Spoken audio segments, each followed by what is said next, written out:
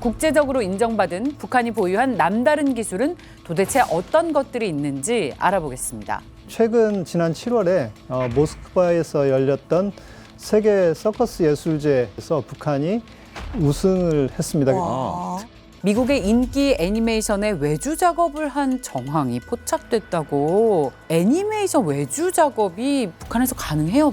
북한 IP 주소를 사용하고 있는 인터넷 서버에서 미국이나 일본의 애니메이션 작화들이 다수 발견이 됐습니다. 자, 마지막으로 소개할 북한의 남다른 기술이 여기 계신 여성분들이 모두 하고 있어요.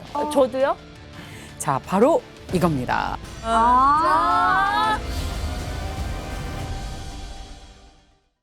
북한의 실상을 제대로 마주봅니다. 페이스북. 북한에는 의외의 분야에서 성과를 발휘하는 경우가 많습니다. 오늘은 국제적으로 인정받은 북한이 보유한 남다른 기술에 대해서 알아보겠습니다.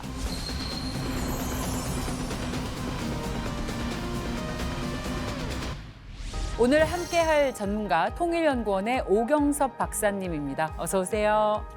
예, 안녕하세요. 통일연구원 오경섭입니다. 네, 그리고 북한 이탈 주민 남인희 씨와 저희 페이스북은 처음 방문한 한수혜 씨와 함께합니다. 어서 오십시오. 네, 안녕하십니까. 2016년에 대한민국으로 온 북한 탈주민 한수혜라고 합니다. 반갑습니다. 반갑습니다. 저 말씀 진짜 많이 들었는데 네. 혹시 그 사랑 때문에 탈북하신 그 유명한 분 그분 맞아요? 제 사랑이 유명하긴 하죠. 사랑이 유명해요. 네. 네. 그 이제 캄보디아 북한 식당에서 4년간 근무를 하다 거기서 한국인 남자를 만나가지고 오. 4년 동안 이제 정신적인 연애만 하다가 정신적인 연애. 네, 대한민국으로 그 사람을 따라서 2016년에 오게 됐습니다. 와, 아름다운 사랑이었네요. 네. 그나저나 민희 씨와 수혜 씨는 반말을 하더라고요. 네. 남다른 친분이 있으신가 봐요. 저희 중학교 동창. 오! 네. 평양에서? 네. 와. 같은 학교 우와. 동창이에요. 탈북하니까 동창 만난 거예요? 예, 왔는데 왔는데 저 친구가 프로그램에서 얘기를 하고 있는데 너무나 치이군 거예요. 그래가지고 쟤를 한번 만나봐야 되겠다 싶어서 이제 우연한 기회에 만나게 됐는데 알고 봤더니 같은 학교를 다녔더라고요. 옆반 친구였어요. 진짜 예, 좋다. 세상이 좁네요. 네, 진짜 좁았죠. 그래서 평양시 평천구역 간성중학교에 네, 저는 1반이고 3반. 동창들의 활약을 기대하겠습니다. 자, 앞서 소개한 오늘의 주제입니다. 국제적으로 인정받은 북한이 보유한 남다른 기술은 도대체 어떤 것들이 있는지 알아보겠습니다. 자, 첫 번째 소개할 북한의 남다른 기술은요, 바로 북한의 서커스입니다. 서커스의 명가, 러시아에서도 인정할 만한 기술들을 보유했다고 하는데 북한의 서커스 기술이 어느 정도기에 러시아도 인정할 정도인가요, 박사님? 북한은 그동안 각종 대회의 수상 이력이 굉장히 화려합니다. 최근 지난 7월에 모스크바에서 열렸던 세계 서커스 예술제 이돌 2025에서 북한이 우승을 했습니다. 금상을 수상했고요. 와. 특히 서커스 올림픽이라고 불리는 모나코 몬테카를로 국제 서커스 대회에서도 여러 번 우승을 차지했습니다. 그래서 2000년 이후에 북한이 이 대회에서 수상했던 내용만 살펴봐도 2000년, 그리고 2005년, 2009년, 2015년 이렇게 금상을 수상했습니다. 그리고 그 외에도 중국이나 스페인 등에서 열렸던 여러 가지 그 서커스 대회에서 최고상을 여러 번 수상한 기록이 있습니다. 몰랐네요. 북한 서커스 그렇게 대단한지. 러시아는 그 볼쇼 서커스? 볼쇼? 그리고 캐나다 태양의 서커스. 태양. 미국인들이 다 알고 재밌게 보고 있는데 북한 서커스 유명 한지 몰랐는데 혹시 유명하게 된 계기가 뭐 있어요? 참고로 북한에서는 서커스를 교회라고 부르고 있습니다. 교회. 이 사회주의 국가들에서 서커스가 상당히 유명하게 된 그 이유가 옛 소련 지도자 레닌이 1919년에 서커스를 인민의 예술로 발전시키라고 지시를 합니다. 그래서 구소련에서 서커스가 집중적인 투자를 국가 차원에서 했기 때문에 인기 있는 어떤 볼거리를 넘어서 국가적인 예술로 발전되는 계기가 만들어집니다. 그리고 이제 그 소련의 소비에트 시스템이 사회주의권 국가들로 다 퍼져나갔고 거기에서 이제 그 서커스도 그 사회주의 국가들이 집중적으로 투자를 하는데 그래서 북한이나 중국 같은 경우도 서커스가 유명합니다. 그래서 이 때문에 북한에서도 서커스를 집중적으로 국가 차원에서 양성을 하기 시작합니다. 1952년에 국립교회단이라고 할 수 있죠. 평양교회단을 김일성 지시로 설립을 했고 그리고 1970년대에 김정일이 문화예술에 집중적으로 투자하는데 그때 전폭적으로 서커스에도 지원을 합니다. 그러면서 북한 서커스가 이제 발전을 했고요. 현재는 평양교회단 그리고 북한인민군 교회단을 비롯해서 전용극장을 가지고 있는 교회단들이 있고요. 이 교회단들이 국내외에서 정기 공연을 하고 있습니다. 정말 많은 훈련을 거듭해서 최고 지도자 앞에 짠 하고 보여줘야 하는 만큼 엄청난 실력을 자랑할 것 같습니다. 특히 어떤 기술이 북한의 시그니처인 건가요? 북한 교회 중에서 가장 유명한 것은 공중교회 그리고 체력교회로 알려져 있습니다. 특히 공중교회 부문에서는 날아다니는 처녀들, 공중 3단 그네타기, 그다음에 뭐 다각비행 이런 기술들을 선보이면서 국제 서커스 대회에서 많은 수상을 했던 이력이 있습니다. 와, 뭐 재밌는 게 많은데 미니 씨 그 날아다니는 처녀들 뭐예요? 그게 이제 말 그대로 공중에서 날아다니는 묘기를 선보인다 이런 어떤 그 교회 코너의 이름이거든요. 그러니까 북한에서 자기네가 자체적으로 개발을 했대요. 교회 특허 받은 것처럼 얘기를 해요. 그래서 특히나 그 날아다니는 건 여자들만 하는데 아가씨들만 하거든요. 그래서 위에서 남자가 이렇게 그네 타다가 던지면은 뭐 앞으로 4바퀴 돌아서 옆으로 1바퀴 돌면서 뭐 그런 걸 얘기를 해요. 맞아. 네, 뭐. 그 날아다니는 처녀들이라는 그런 주제로 이제 드라마도 나왔죠. 오, 드라마까지. 예, 그때 그 사람이 사는 삶이 그 주인공이 진짜 날아다니는 여자 그 처녀들인데 거기서 이제 엄청난 그들만의 고민이 다 이렇게 주제로 이제 펼쳐지거든요. 그리고 이제 이 교회라는 게 원래는 정말 어렵고 힘들 때 고난의 시기 막 이럴 때 아예 부모가 없거나 정말 못 사는 집 애들이 지방에서 뽑혀와가지고 그게 엄청 육체적으로 힘든 훈련이거든요. 그러니까 한계를 그렇죠. 가야 되는 훈련이다 보니까 그래서 그런 애들을 데려다가 그 교회를 시켰어요. 교회 학원이라는 게 따로 있거든요. 거기서 시키다가 엄청 어렵고 힘들 때 나가서 달러 벌어 오고 그리고서 이 사람들이 이렇게 생활이 점점 피고 이러니까 그때 이제 어머니들이 약간 우리 딸도 한번 시켜볼까? 그래서 인기 직업으로 좀 바뀐 케이스가 됐어요. 인기 직종이네. 예. 선호하는 직업으로 변했죠. 와. 이 국제적으로 인정받는 평양교회단은 이제 북한 주민들에게 선망의 대상이 됐습니다. 그렇다 보니까 선발 기준이나 훈련 강도 또한 만만치 않다고 하는데요. 이번 북클립은 실제로 평양교회단 출신의 북한 이탈 주민을 직접 만나서 이야기를 들어봤습니다. 함께 보시죠.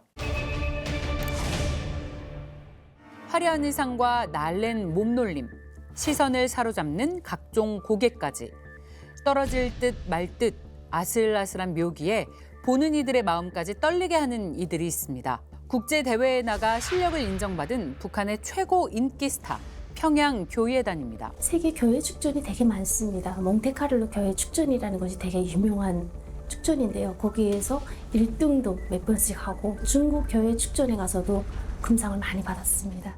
1952년도에 설립된 평양교회단은 70년대에는 교회 학원을 통해 본격적으로 교회 배우들을 양성했다고 합니다. 교회 배우들은 양성을 어려서부터 하는 교회 학원이라는 곳이 있습니다. 그래서 교회 학원에서 신체적으로 뭐 유연성이라든지 그런 기교를 잘 할 수 있는 신체 조건이 맞는 어린 친구들을 뽑아서 올해서부터 이렇게 양성을 체계적으로 하고 있습니다. 평양교회단에서 교회만큼 중요한 것이 또 있습니다. 바로 음악인데요. 교회라는 것이 몸 기교와 예술성을 이렇게 복합적으로 접목한 종목이라서 음악이 되게 여기 중요하거든요. 작곡가 분들이 2~3명에서 이제 그 편곡을 여러 가지를 이제 해줍니다. 그러면 동작에 맞는 음악들을 이제 맞추기 작업들을 되게 많이 해요. 고개단이 어려운 기술을 수행하거나 아슬아슬한 장면을 연출하면 그에 맞춰 음악도 바뀌어서 관객이 더욱 몰입하도록 돕는 겁니다.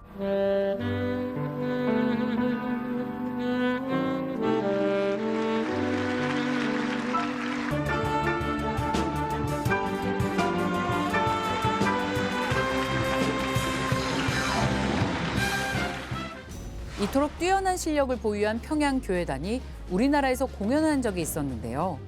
바로 2000년 첫 남북 정상회담을 앞두고 서울에서 특별 기념 공연을 펼친 겁니다. 6.15 남북 정상회담을 맞으며 평양 교회단이 105명인가 이제 왔었습니다. 서울에.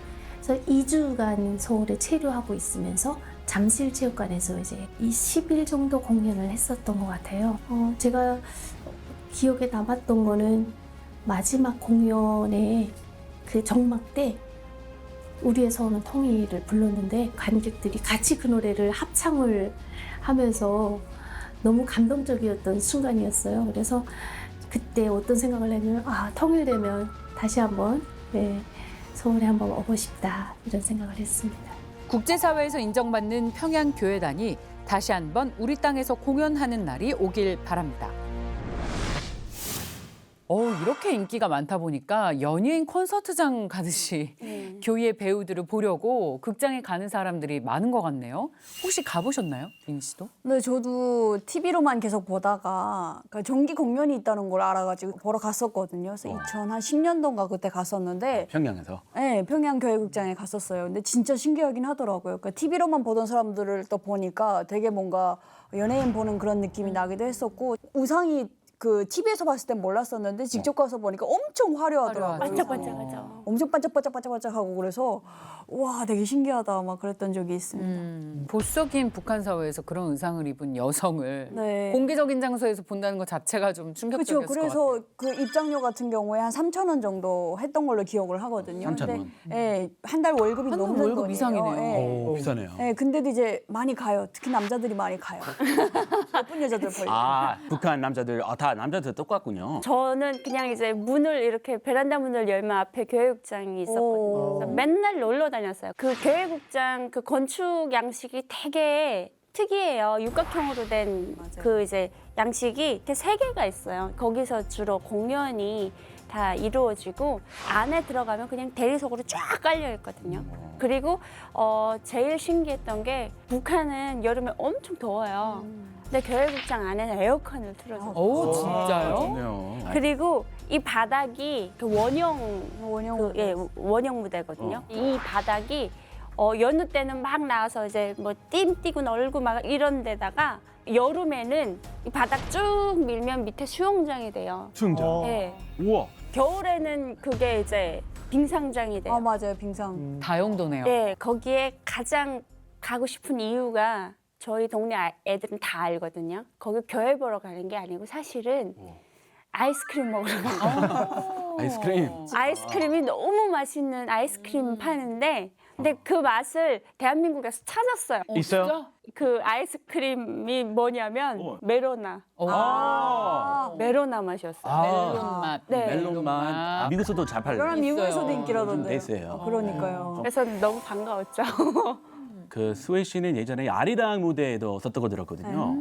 그래서 교회단 배우들을 만날 기회도 많았다면서요. 네, 맞아요. 저 아리랑 그 집단 체조에서 곤봉장 했었거든요. 리듬 체조. 리듬. 와, 수혜 씨 진짜 재주가 많군요. 아니 근데 이거는 너무 제 의지와는 정말 다르게 저는 정말 유연성이 장난 아니게 굳어요. 안 좋아요? 근데 이제 학교에 과제가 떨어진 게 저희 학교 여자들만 곤봉장 리듬 체조를 해야 된다는 거예요. 그걸 저 제일 하기 싫어하거든요. 왜냐하면 유연성 다 굳었는데 거기서 이제 다리 찢기 해야지, 뒤로 넘어가야지. 그 국가대표 선수들 받는 그런 육체 훈련 받아야 되니까 애들이 다 뒤집어졌었거든요. 저 그때 다리 찢기를 못 해가지고 다리를 정말 한 7명인가 붙어가지고 그냥 강제로 이렇게. 네, 그러게 해요. 강제로? 그래서 제가 이제 골반이 돌아가가지고 아직도 이게 아파요. 아직도? 네. 거기서 이제 아리랑 무대를 하면서 그 힘든 장이 몇 개 또 있어요. 교회장이 맨 마지막에 있거든요. 교회 하는 솔로들이라 그래요. 걔네 보고.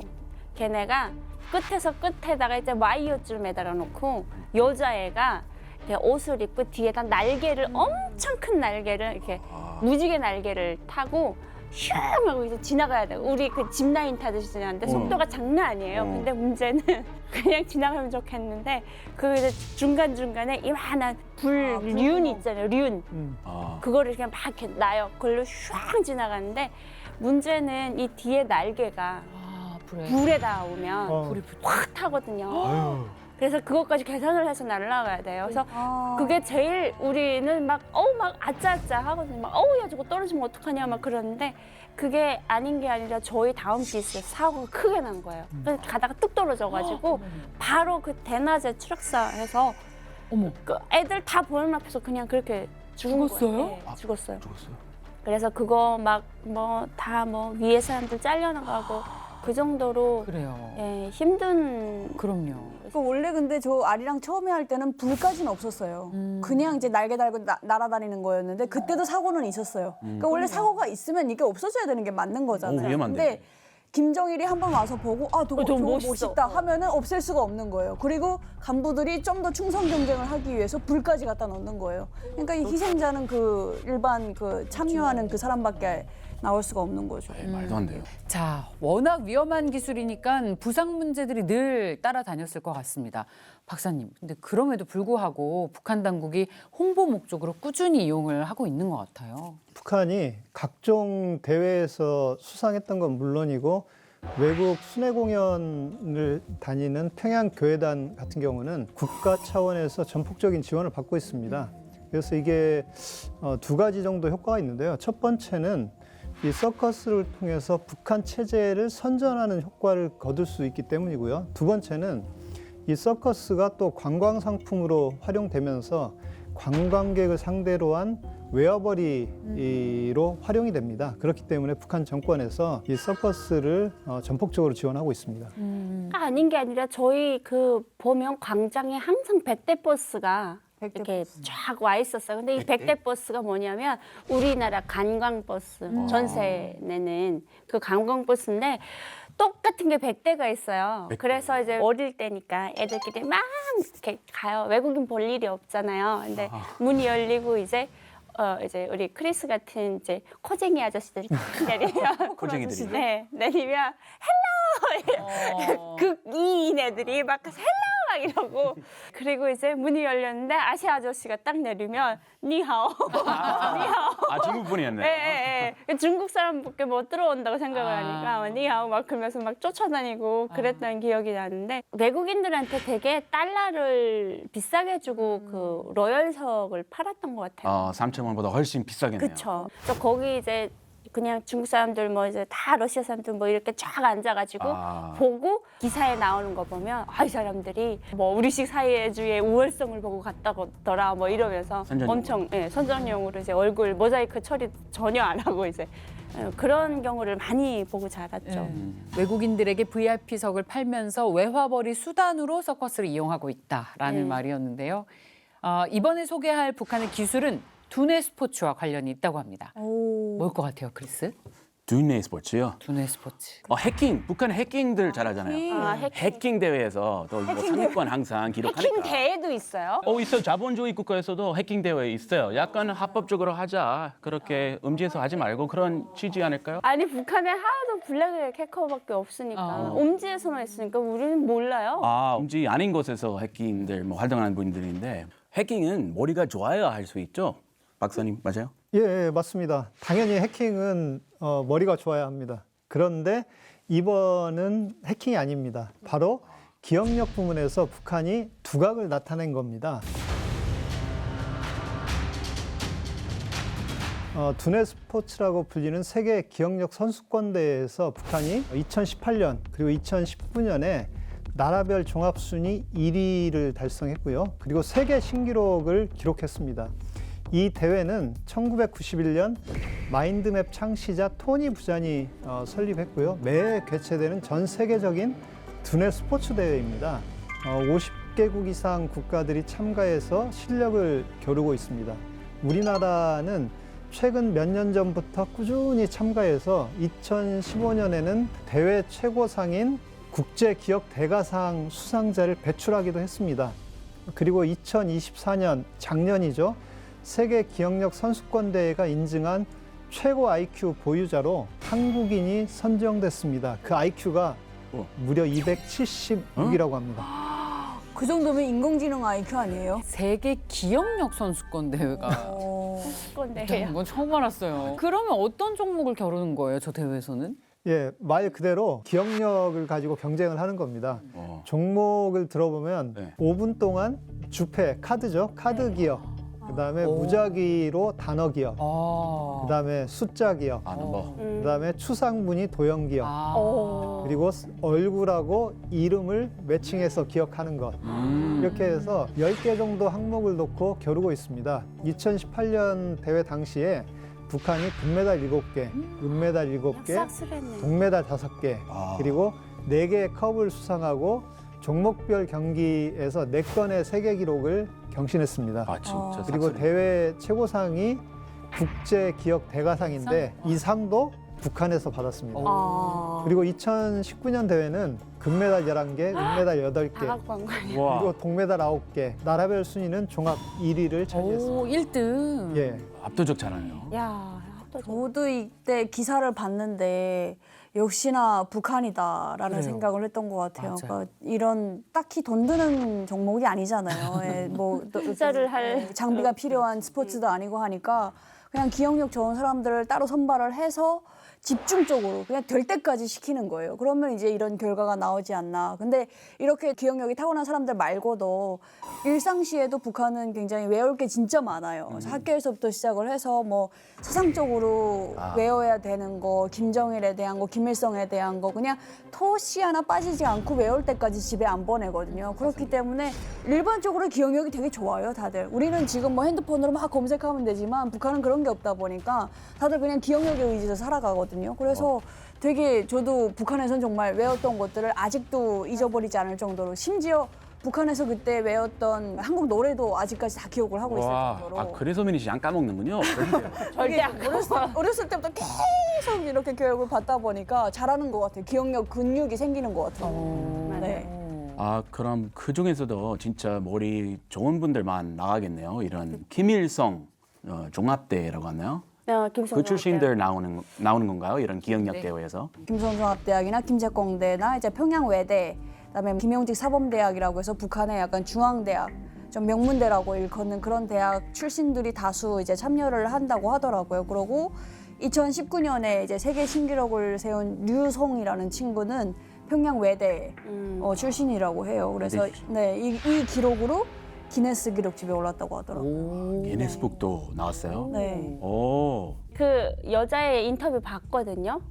근데 정말 예쁘게 생겼어요. 예, 예쁘게 생기고 되게 있는 집 자식이 외대까지 가려면 근데 머리도 타고났어요. 근데 문제는 그 친구가 이렇게 하는 걸 이렇게 봤는데 그냥 느낌에 너무 안쓰러웠어요. 제가 저걸 하려고 얼마나 고생이 많았을까. 그래서 되게 자랑스럽게 당당하게 얘기는 하는데 그걸 보면서 아우 너무 나는 내 딸 같으면 나 저거 안 시켰겠다. 그런 생각 들더라고요. 안식이죠. 네. 부모님이면. 아, 그럼 우리도 15분 안에 302개의 단어를 외울 수 있을지. 아 불가능합니다. 아, 예. 여기 다 엘리트들이시니까 우리도 한번 단어 외우기 테스트를 해보도록 하겠습니다. 아이고, 자, 15분에 302개입니다. 대략 1분에 20개 정도 외워야 하니까 1분 정도면 뭐, 박사님.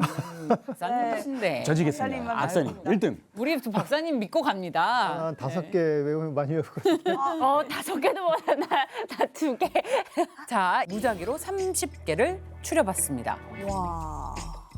아, 다 한국말. 아, 억울하네요. 불리하네요. 어떻게 영어도 못하는데 또 한국말까지. 와, 별로 안 어려울 것 같은데 막상 하면 생각 안 나요. 생각이 안 날 것 같아요. 네, 맞아요. 자, 누가 먼저 하겠습니까? 일단 나온 단어도 끝까지 못 읽었어요. 떠오르다, 전철. 아, 잠깐만. 월급? 그럼 우리 스케줄. 많이 외웠네. 오, 아니었다. 생각 안 남. 니니야. 떠오르다, 붙들다, 넘어지다, 홍차, 1월, 별, 생활비, 우와. 토끼, 화면, 뭐 버스. 역시 뽀얀 여자. 그다음에 또 뭐가 있었죠? 그룹. 네, 그룹. 맞아요. 종업원 신문. 큰아들. 박사님, 다음 박사님. 화면. 네. 그러니까 아, 느려. 여기 비늘. 맞아요. 비닐 집에서 월급 다 가지고 비닐주에서 월급 타가지고. 아니 제가 스토리를 만들었어요. 국민도 있었던 것 같아요. 국민. 스토리 만들면 외우기 더 쉬워요. 전철 타다가 신문 보면서 내가 월급 언제 올릴까? 교문. 교문. 별, 서점 별도 있죠. 있었고. 그다음에 뭐 있죠? 넘어지다, 붙들다, 뭐 떠오르다, 스케줄, 그다음 뭐 교문, 토끼, 그리고 이제 큰아들, 종업원, 별, 뭐 이렇게 기억이. 아까 막 뭐 무슨 스토리를 만들잖아요. 북한 그런 거 없어요. 그냥 외워요. 그냥? 네, 그냥 달랑 그냥 단어 외워요. 지금 국가별 순위를 보니까 1등 북한, 2등 미국, 한국이 제일 나는 맥락 없이 못 외워요. 안 돼, 안 돼. 외워야 돼요. 잘한데. 아니 대단하네. 우리는 이렇게 일방적인 암기 교육 안 하니까요. 에이, 그죠, 이제 뭐. 박사님? 야, 진짜 야, 고생하셨습니다. 좀- 역시 이 기억력 대회에서 북한이 전 세계 1등을 하는 이유를 두 분이 증명을 하셨네요. 그 조기 교육이 필수겠는데요? 어떤 조기 교육 받아요? 구구단은 뭐 말할 것도 없고 막 12 계단, 막 24 계단 막 이렇게 시키더라고요. 24. 우리는 9구단까지인데 12계단까지 있는 거예요. 그래서 구구단이에요. 그러니까요. 네, 근데 그 구구단 하는 친구들은 일반적인 친구고 아마 미니 씨 같은 경우는 12단 수학 소저 하면서 하려고 역시 우리의 수제, 미니 씨 우리 학교 클래스. 수제였어요. 그때도 중학교 때도 수제였군요. 아니 저는 어머니가 되게 그 학구열, 그러니까 제가 태어났을 때 얘는 과학자가 됐으면 좋겠다라는 꿈이 있으셔가지고 4살 때부터 거의 암산을 오, 4살이요? 집에 카드가 있었어요. 암산 카드가. 맞아, 이거를 맞아. 이렇게 채끈으로 묶어가지고 넘기는 맞아. 건데 하다가 틀리면은 딱 때리는 거예요. 초조기 눈물 쪽쪽 흘리면서 그러면서 했거든요. 그래서 학교 들어가기 전에 기본적인 더하기, 그 덧셈, 뺄셈, 뭐 그다음에 우리 글 이거 다 하고 들어갔어요. 북한에서는 그런 식으로 좀 공부 잘한다 하는 친구들 같은 경우에는 초등학교 때부터 수학 소저라고 해가지고 수학 소조. 네, 일반적인 친구들은 교과서 공부를 한다고 하면은 이 친구들은 1학년, 2학년 때부터 이제 참고서 풀이. 1학년, 2학년이 그 교과서 상에서는 곱셈이 안 들어가요. 근데 그때 이제 곱셈 들어가고 분수 들어가고 서수 들어가고 그때부터 선행 학습을 막 시키는 거예요. 그렇게 해가지고 공부를 시키고 그런 친구들이 또 이제 또 학교 특목고라든가 이런 데도 가고 나중에 이제 북한의 어떤 국제 수학 올림픽이라든가 이런데 그런 데서 계속 두각을 나타내면 집중적으로 또 모아가지고 소수 인원들이 국제대회에 나가고 이제 그러는 거죠. 이런 건 안 해요? 창의력이나 상상력 키우는 그런 수업은 안 해요? 창의력 만약에 키워줬다가 아마 저 나라가 장난 아니게 뒤집어질 거예요. 망하는 거 시간 문제예요. 이것도 체제 유지와 관련이 있군요. 예, 나는 여기 무슨 와가지고 무슨 창의력을 뭐 아니 창의력이 눈에 보이는 거예요. 만져지는 거. 그걸 왜 시켜요? 예, 예. 뭔지도 모르는군요. 창의력. 저도 이게 개념이 없는 거네요. 학교 공부를 하면서 제일 힘든 게 그거예요. 교수님은, 그러니까 북한에서는 대학교마저도 교수님이 다 불러줘요. 그럼 그거 그대로 받아 적어서 외우기만 하면 됐었는데 교수님이 강의 시간에 불러주는 건 없으세요. 근데 그냥 PPT는 지나가고 시험은 본대요. 그냥 가는데 낙제가 나온 거예요. 민희 씨 한국에서 그죠? 네, 그래서 한국에서 대학교 다닐 때 그게 제일 어렵더라고요. 과제할 때도 뭔가 이렇게 써오라고 하시는데 이걸 어떻게 쓰라는 주관식이 제일 어려웠어요. 네, 그러니까 계속 외우고 받아내고 이런 것만 습관이 됐었어요. 만 하다가 논술을 하려니까 못하는 너무 힘들었었어요. 어렵죠. 창의력을 키우는 교육 같은 것도 본인은 물론이고 나라를 위한 훌륭한 밑거름이 될 텐데 북한에서는 그것마저도 체제 위협이 될 수 있기 때문에 제한하고 있는 그런 상황입니다. 박사님, 그나저나 2019년 이후에는 북한에 수상 소식이 없었던 것 같아요. 예, 맞습니다. 그 코로나19 이후에 거의 온라인 대회로 개최가 돼서 북한이 당연히 참가를 못했겠죠.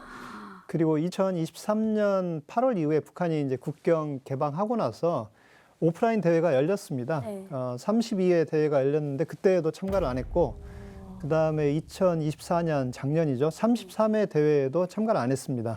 이제 올해 12월에 다시 대회가 있는데 아마 북한이 참여할지는 연말에 가봐야 알 것 같습니다. 그런 친구들이 아직 안 나왔나 보다. 수제가 수제가 안 미니 씨 나왔나 보다. 정도에서. 네. 근데 이제 지금 그 최근 북한이 교육 부문에서 속셈술이나 기억술 그리고 속독술 이런 걸 지금 가르치는 속독 교육이 아까도 많이 말씀하셨지만 일반화되고 있기 때문에 아마 앞으로 세계 기억력 대회 조만간에 북한이 또 참여할 것으로 예상이 됩니다.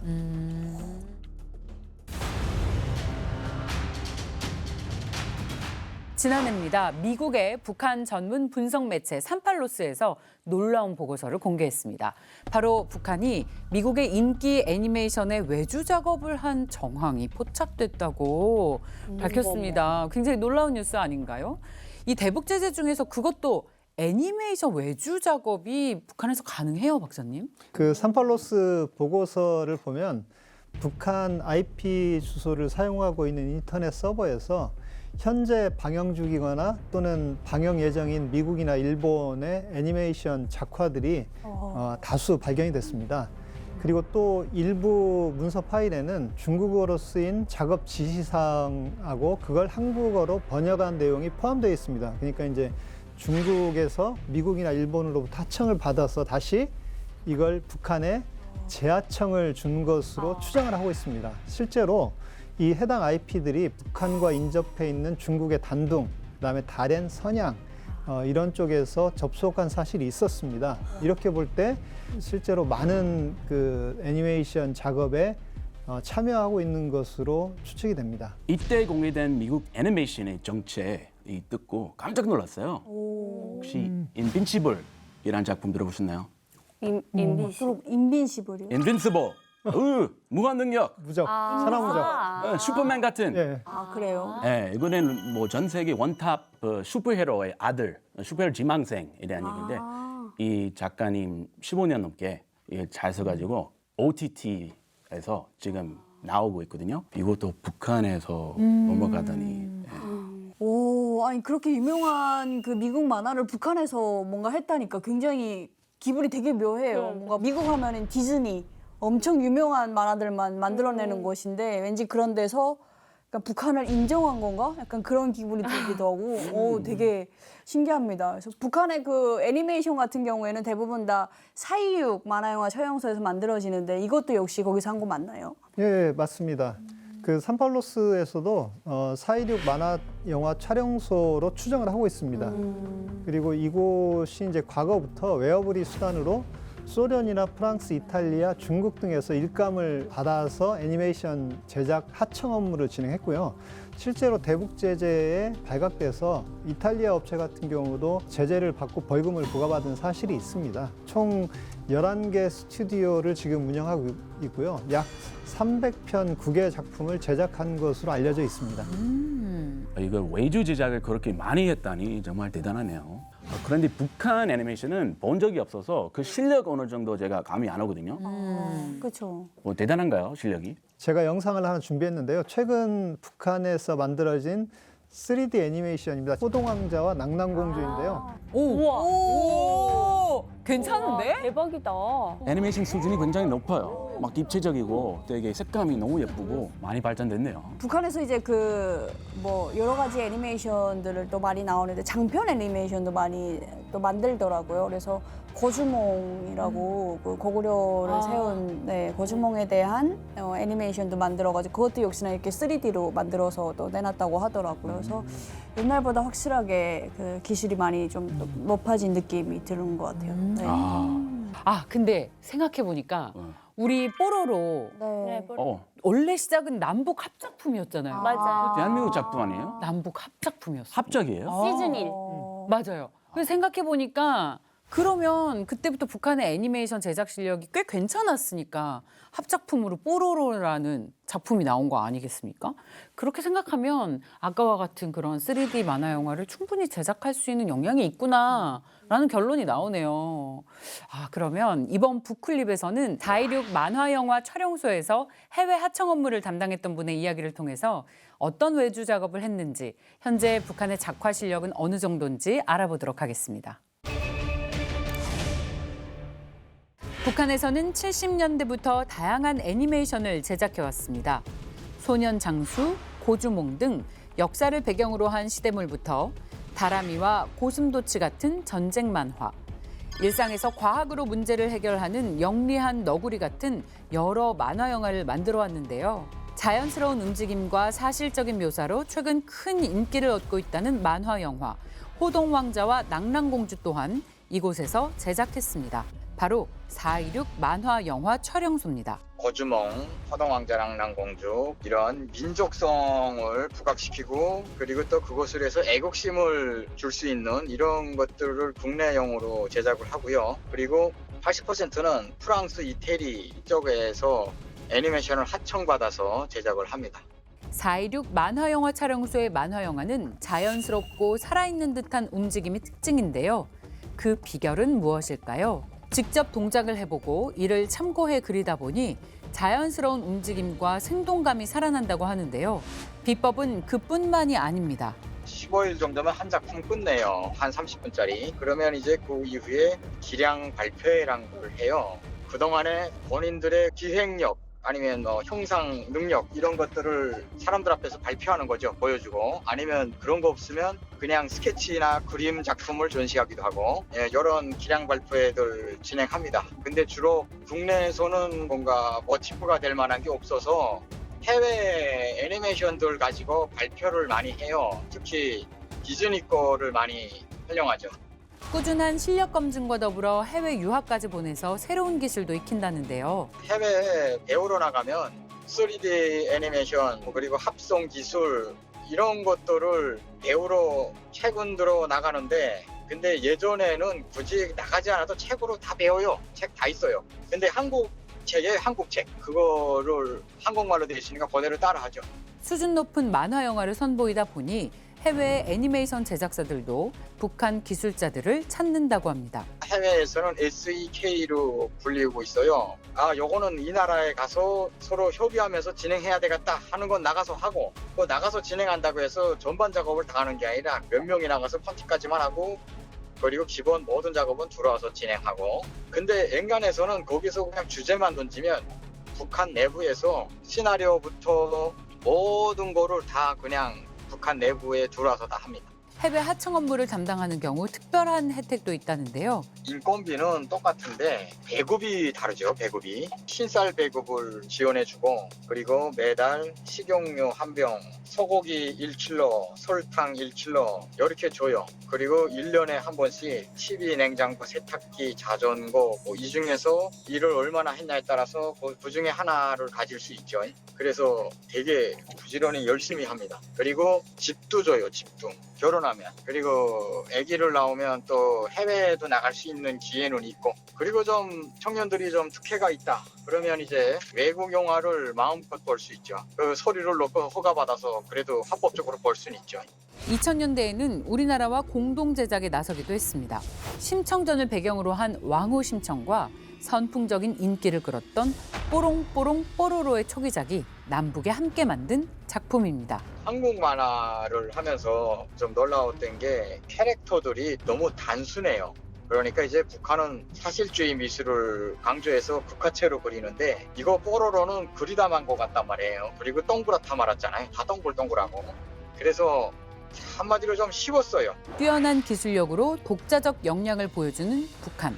세계 시장의 유행을 이끌며 문화 강국으로 자리매김한 우리나라. 만화 영화란 공통의 언어로 다시 한번 손을 맞잡기를 기대합니다. 자, 마지막으로 소개할 북한의 남다른 기술이 여기 계신 여성분들이 모두 하고 있어요. 저도요? 현재? 다 하고 있어요. 다 하고 있고 뭐 하지? 저도 하고 있고 기자님요? 전 세계 모든 여성들과 관련이 있습니다. 다이어트. 자, 바로 이겁니다. 이게 뭐예요? 짠! 속눈썹. 맞아요. 속눈썹. 속눈썹. 속눈썹 북한 기술인가요? 예, 맞습니다. 최근 북한에서 수출 품목 중에서 가장 많이 수출하고 있는 품목입니다. 가장. 예, 그렇습니다. 2024년 1월부터 12월까지 1년간 북한이 중국에 수출한 속눈썹, 가발 비롯해서 인조 모발 제품 있죠? 이게 1억 8,777만 달러 정도를 와. 수출을 했습니다. 이게 대략 한화로는 2,603억 원 정도 현재 그 환율로 환산하면 시장이. 그 정도 됩니다. 이게 중국 해관 총서에 나와 있는 자료고요. 현재 북한이 그 지하자원 수출이나 이런 게 제재 때문에 수출을 못하고 있기 때문에 이 속눈썹을 비롯한 인조 모발 제품 수출 비중이 대략 전체 수출액의 60% 정도를 차지하고 있습니다. 세상의 절반 여자니까. 그러게요. 우리 다 이거 북한산 붙이고 있는 걸 수도 있겠네요. 그렇죠.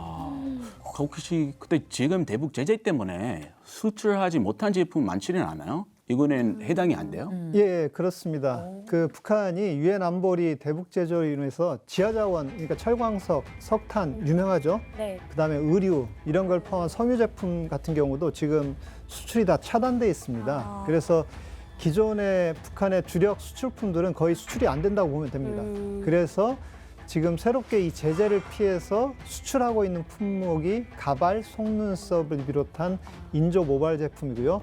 이게 이제 중국을 통해서 세계로 수출이 되고 있는데 중국 쪽에서 사람의 머리카락이나 양모를 비롯한 재료를 북한에서 수입을 합니다. 그리고 이걸 가발이나 이런 속눈썹으로 완제품을 만들어 가지고 다시 중국의 주문자 생산 방식으로 OEM 방식으로 중국 쪽으로 수출을 해서 이게 전 세계 시장으로 퍼져나가고 있습니다. 전 세계로 나가고 있군요. 예, 그렇습니다. 우리가 붙이고 있는 이 속눈썹 혹은 가발 이게 북한에서 만들어진 것일 수도 있다는 거잖아요. 원산지 증명서 떼야 되지 않을까요? 원산지. 근데 과거에도 북한이 의류 하청을 받아서 수출을 하곤 했었습니다.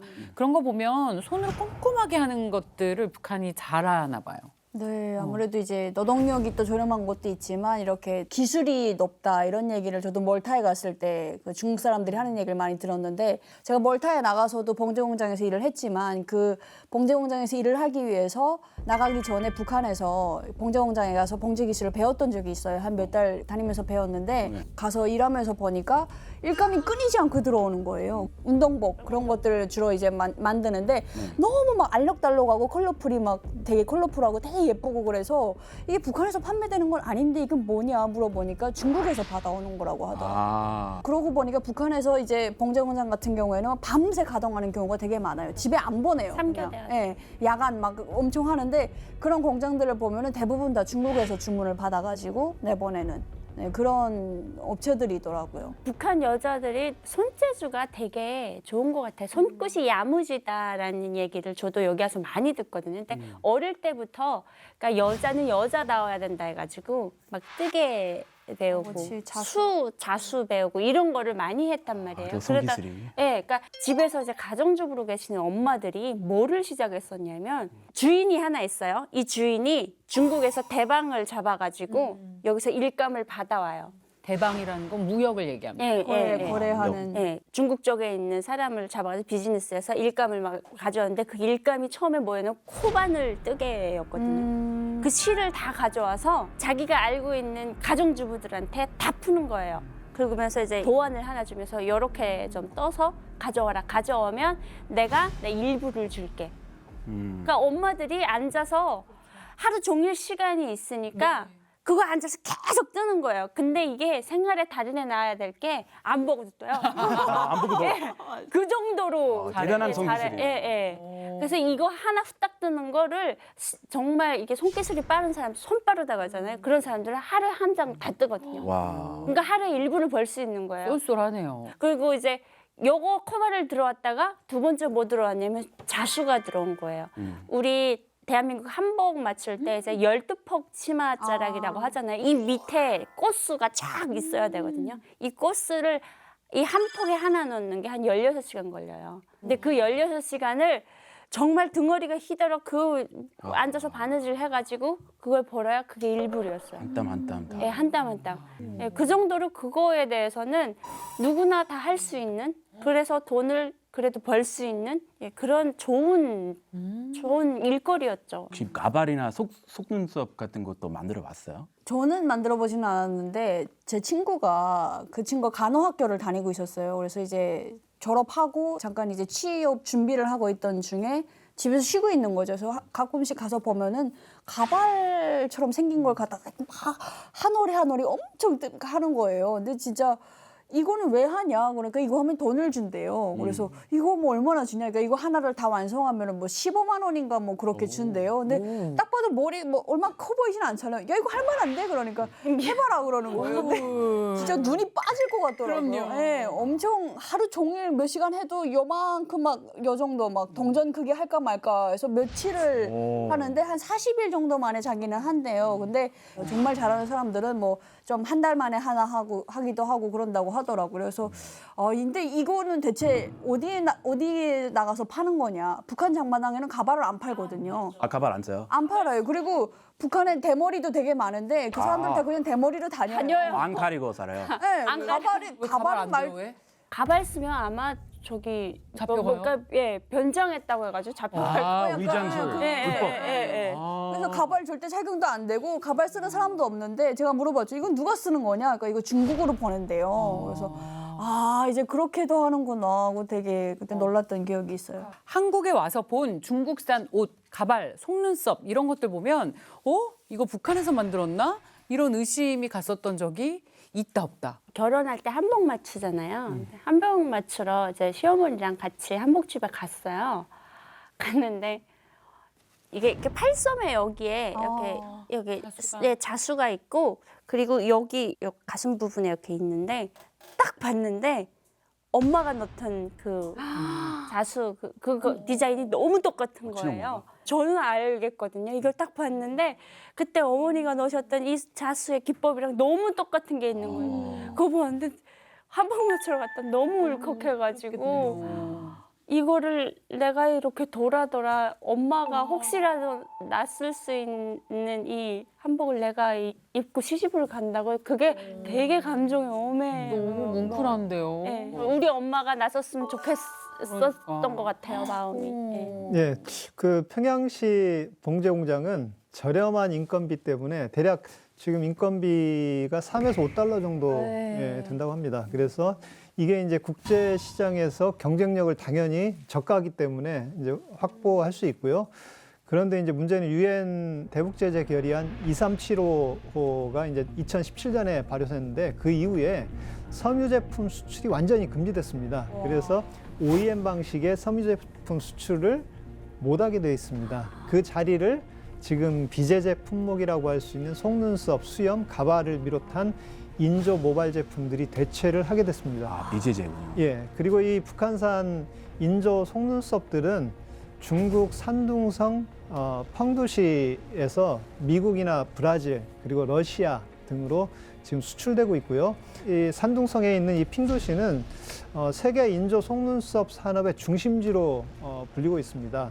핑두시의 인조 속눈썹 공장 중에서 약 80% 정도가 북한에서 인조 속눈썹 원료와 반가공 제품을 구매해서 재가공한다고 할 정도로 북한 쪽이 이 핑두시를 통해서 인조 모발 제품 산업을 유지하고 있습니다. 북한 사람들이 손기술이나 이런 게 대단히 좋은데 이렇게 이 인조 모발 제품 이런 쪽에 사용되고 있는 건 좀 안타까운 현실이라고 볼 수 있겠습니다. 북한에서 그걸 다 만들었는데. 그렇죠. 자, 오늘 세계적으로 인정받은 북한의 놀라운 기술들에 대해서 알아봤습니다. 법의 사각지대를 교묘히 활용해서 외화벌이를 하고 있는 이면까지 볼 수 있었습니다. 오늘 페이스북은 여기까지고요. 다음 주 새로운 이야기로 돌아오겠습니다. 고맙습니다.